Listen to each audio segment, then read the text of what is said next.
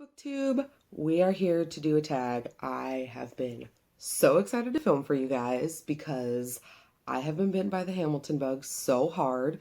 You are talking to like full-on self-admitted piece of Hamil trash here. So we are going to do the Hamilton book tag. So let's get to it. Buckle in, guys.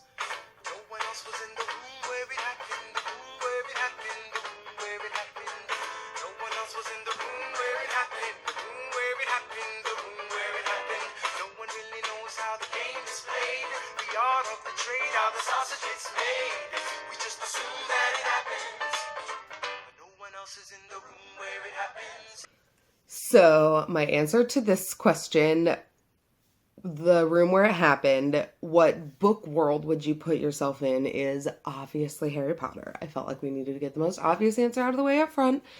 Obviously, I would put myself into Harry Potter. I mean, I just feel like what reader would not immediately hop into Hogwarts and spend as much time there as they literally like possibly could. I've been reading Common Sense by Thomas Paine. So men say that I'm intense or I'm insane. You want a revolution, I want a revelation. So listen to my declaration. We hold these truths to be self-evident, that all men are created equal. And when I meet Thomas Jefferson, I'ma compel him to include women in the sequel. So the question for the song Schuyler Sisters is an underrated female character, and for that I am going to go with Penny and Agatha in Carry On. We spend a lot of time talking about Simon and Baz and how adorable they both are, but the bottom line is that Simon couldn't do a lot of the things that he does if he did not have Penelope behind him, and I just think that Agatha makes a very cute non-romantic interest, romantic interest, and so I just feel like the ladies in this book don't get nearly the amount of love they deserve.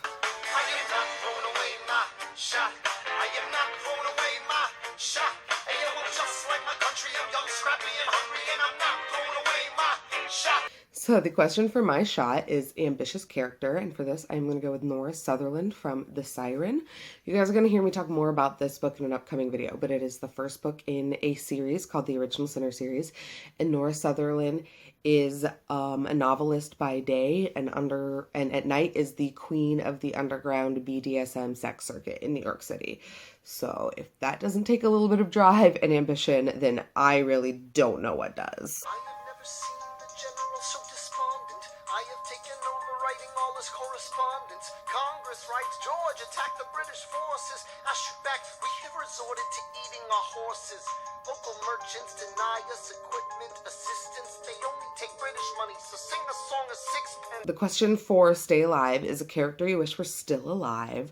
So, spoilers, this is going to be a spoiler, cover your ears. And I think I am going to have to go with the character of Mother Abigail from The Stand. Mother Abigail in this book kind of signifies the touchstone for all good people and all good things. This book is very much so about the battle between good and evil, and Mother Abigail kind of serves as the flagship representative of good in this book. And unfortunately, she is not alive by the end of the book, and I wish that I could change that because I love Mother Abigail's character very, very, very much so.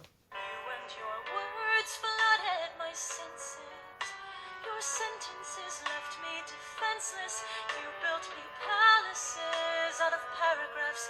You built cathedrals. Only reading the letters you wrote me. I'm searching and scanning for answers in every line, for some kind of sign. And when you were mine, the world seemed to grow.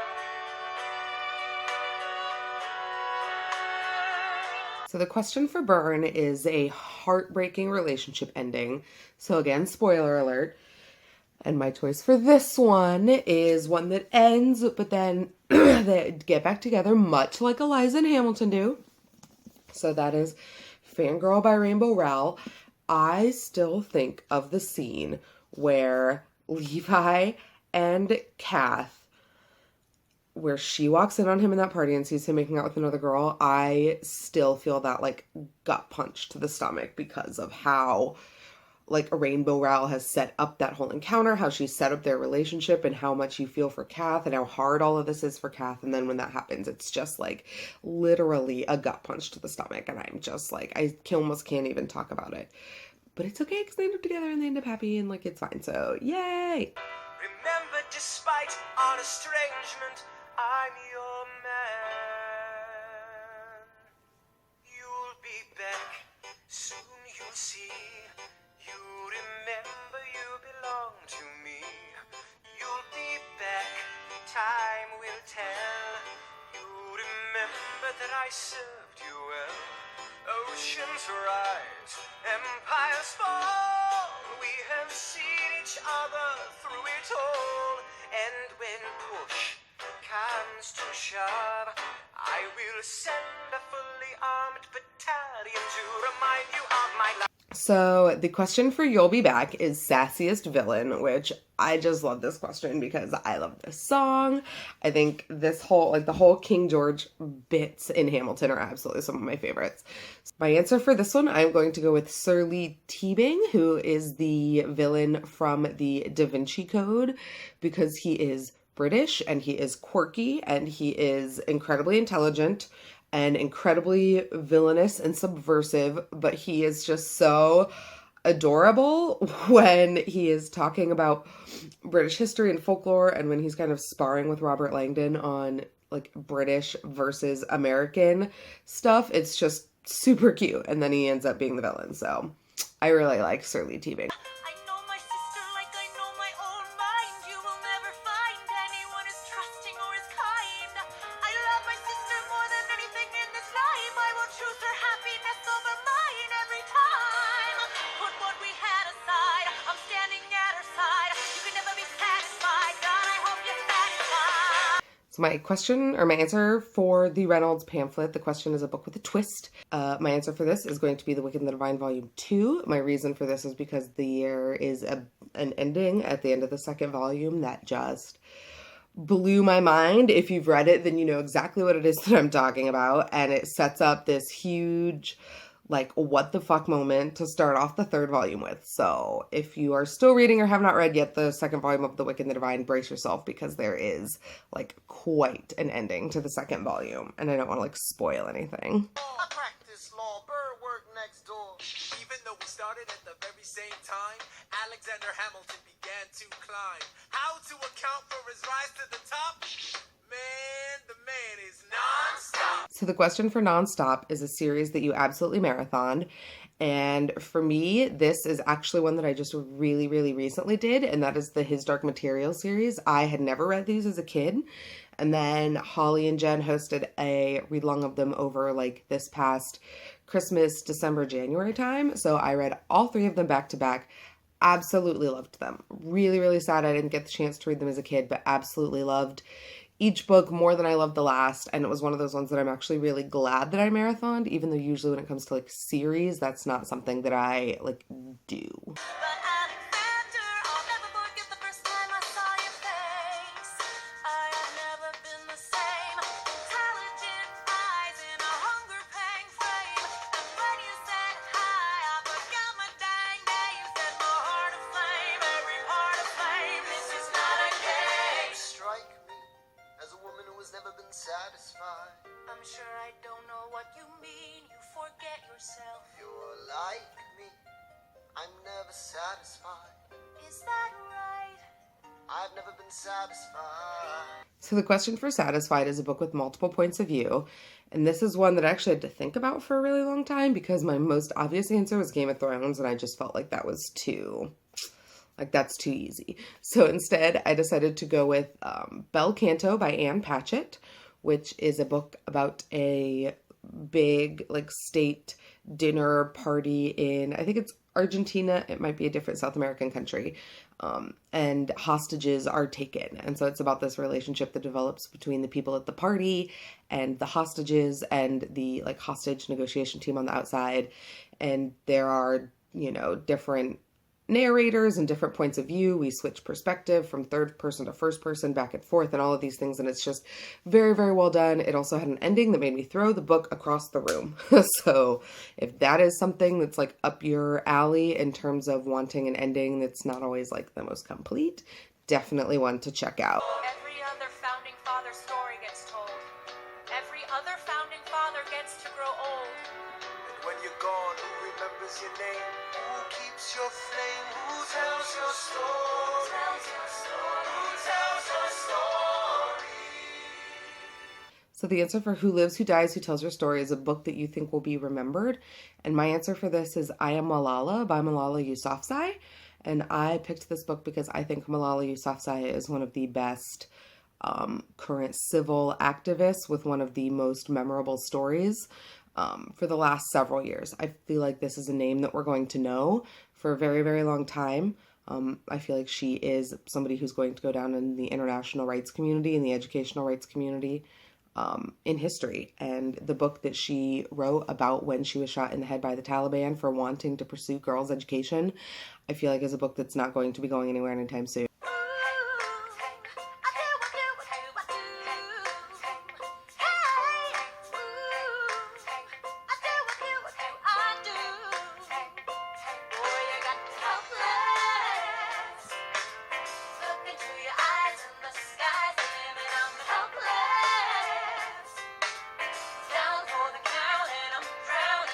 So the question for Helpless is a relationship you rooted for.